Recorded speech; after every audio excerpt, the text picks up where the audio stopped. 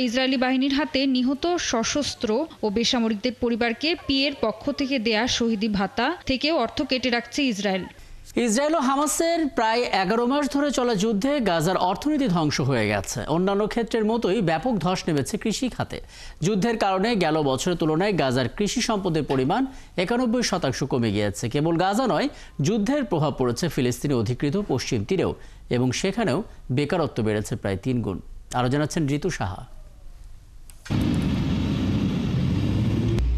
গত বছরের 7 অক্টোবর থেকে ইসরায়েলের ত্রিমুখী আক্রমণে দিশেহারা ফিলিস্তিনিরা। এই যুদ্ধে হাজারো মানুষের প্রাণহানির পাশাপাশি ব্যাপক ক্ষয়ক্ষতি হয়েছে প্রতিটি ক্ষেত্রেই। United Nations conference on trade and ডেভেলপমেন্টের প্রকাশিত এক প্রতিবেদনে বলা হয়েছে, গাজার অর্থনীতি ধ্বংসস্তূপে পরিণত হয়েছে।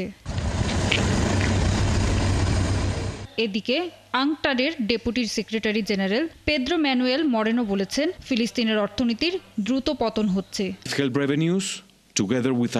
এটা খুবই চিন্তার বিষয় যে গাজায় ইসরায়েলি হামলার কারণে ফিলিস্তিনি সরকারের অর্থনৈতিক সক্ষমতা অনেক খারাপের দিকে যাচ্ছে।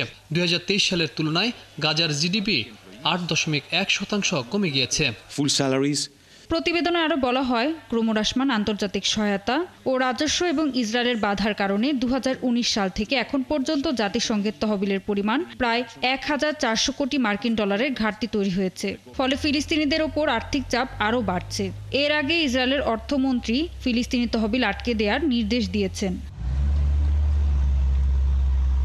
এছাড়া ইসরায়েলি বাহিনীর হাতে নিহত সশস্ত্র ও বেসামরিকদের পরিবারকে পিএর পক্ষ থেকে দেয়া শহীদি ভাতা থেকেও অর্থ কেটে রাখছে ইসরায়েল।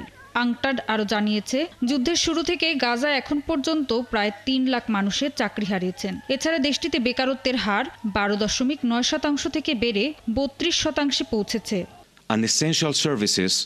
2024 সালের শুরুর দিকে গাজার 2/3 মানুষ তাদের চাকরি হারিয়েছেন। এছাড়া পশ্চিম তীরে অনেক মানুষ নতুন করে বেকার হয়ে গেছেন। এদিকে অধিকৃত পশ্চিম তীরে ফিলিস্তিনি কর্তৃপক্ষ অত্যধিক চাপের কারণে ঠিকমতো কাজ করতে পারছে না। ফলে সেখানকার পরিস্থিতি আরও কঠিন হয়ে পড়েছে। ঋতু সাহা, 71।